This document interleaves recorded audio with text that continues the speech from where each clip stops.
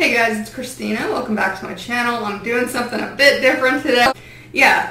So this is going to be an unboxing video of the iPhone 13 Pro Max. I've never gotten a phone this close to the release date before. My first cell phone I got was back in probably 2005, I want to say.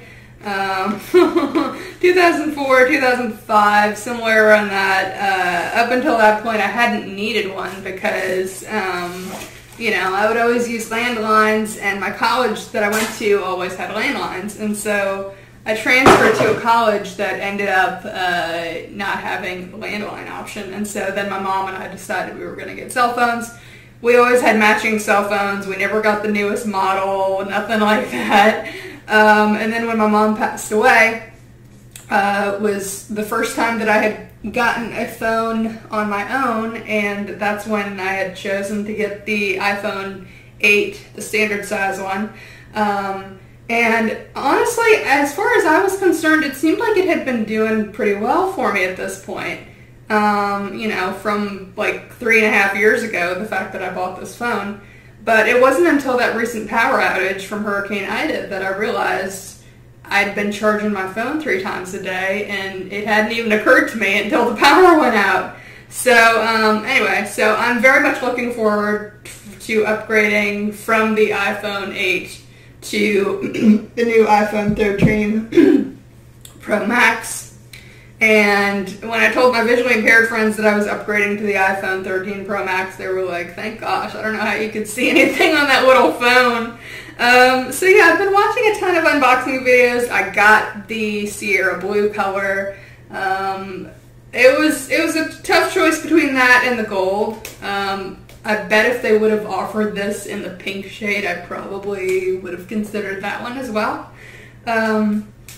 But if I haven't mentioned it yet, stay tuned to the end of this video because I am going to not only give you my first impressions of the phone after it's set up, but I'm also going to refer you to a channel that I recently found when I was doing my research that I've found has opened my eyes to how much stuff you can do with the iPhone. I had no idea there were so many tips and tricks to it. So, let's see here. Take the top of the box off of here, drink a little bit of coffee so I'll feel like I'm more awake.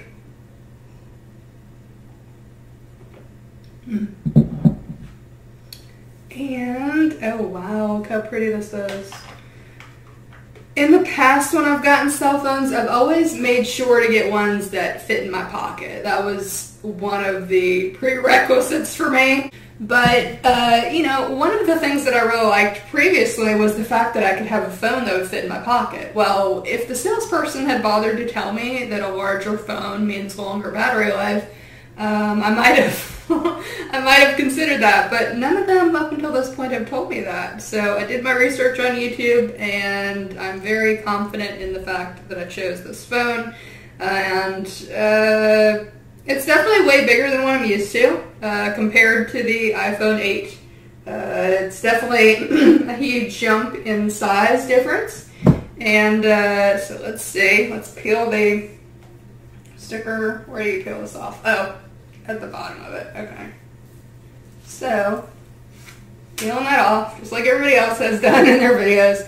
And it comes with the usual Apple paperwork and the USB-C to lightning cable, I believe this is called. I do have one of those normal wall plugs that you use, so I'll be able to use that the majority of the time. Let's see, where do you turn this on? I'm guessing you turn it on with this button to the right? I don't know for sure. Oh, there we go. There's the Apple logo. Awesome. So as you might be able to tell from the beautiful natural lighting we got going on here, it's a few hours later. I was able to go through the manual setup and set this up on my own. And I will have to go to the store and get a SIM card later on. But I was able to go through the setup process. There are a lot of things that you don't necessarily need to set up right away. I skipped over doing the face recognition and that sort of thing. I am logged into the App Store, so I was able to download the apps that I usually use. And I will give you all an update a bit later after I have actually gone to the store, gotten the SIM card, and used the phone. So it's a little bit after 5 p.m. I wanted to give you all an idea of how the video quality looks when shooting in 4K on this new iPhone model. So this morning I kind of spent my time between both phones. I downloaded all my favorite apps onto the new one, but I was still using the old one really as my primary phone. So I told my friends that I was upgrading to the iPhone 13. My friends on Clubhouse, I told them which phone I was upgrading to. And they all collectively cheered. They were really happy, which is very sweet of them. And then I went to the store. I found out that this phone actually did come with a SIM card installed. And so all I really needed to pick up was a screen protector and, well, I didn't necessarily need to pick up a case since I have a few on the way, but you just never know sometimes with the mail if things are going to get here on time or not. So, I got a screen protector. I would have preferred to get one that goes around the perimeter of the phone, but the lady sold me a peel and stick one, which I thought was interesting. And she insisted on putting it on herself because she wanted it to be extremely accurate and she wanted to clean off the dust bunnies on my phone, which I didn't even notice were there. You know, I'd spent the whole morning looking at the phone and, you know, I wasn't having like any sinus issues or anything. So I don't know where this woman was seeing dust bunnies. But anyway, so she cleaned off the phone. She put the screen protector on. I ended up buying a clear case for the phone, just because obviously I don't want to drop it my first full day of using it. So I will check in with y'all a little bit later. It's now 6:30 in the evening. When I left here around noon, my phone was at 50% charge. Ever since I got home around 1 o'clock, I've been on Clubhouse, Instagram, Twitter, the whole thing, checking emails, you know how it goes. And at the moment, my phone is at 21% charge. A few differences that I've noticed on this new phone include if I were to want to close an app that I'm currently using, instead of having that home screen that I would normally, you know, you kind of tap on the home button and you can see all your apps, and, you know, normally you'd be able to swipe up if you were still using like an iPhone 8, for example.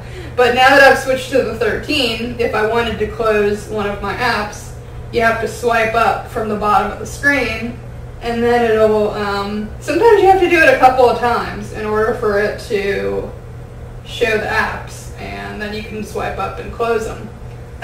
So that's definitely something to get used to, as is the fact that if I want to see what percentage the battery is on, I have to go to the top of the screen, the top right-hand part of the screen, and pull down to see the control center, I believe it's called, and that will show what percentage the battery is on. So I hope y'all found this video informative and helpful. I do want to mention that when I was doing my research the other day, I found an extremely helpful YouTuber by the name of Brandon Butch. I will go ahead and link his channel in the description for y'all. And if you like this video, please give it a thumbs up. Subscribe if you aren't already. I wish I did more tech type of videos. I always like to think of myself as the type of person that will eventually one day know how to hook up a TV or a computer to the internet or that sort of thing. So stay tuned. You never know what's going to happen in the future. And I will talk to y'all later. Bye.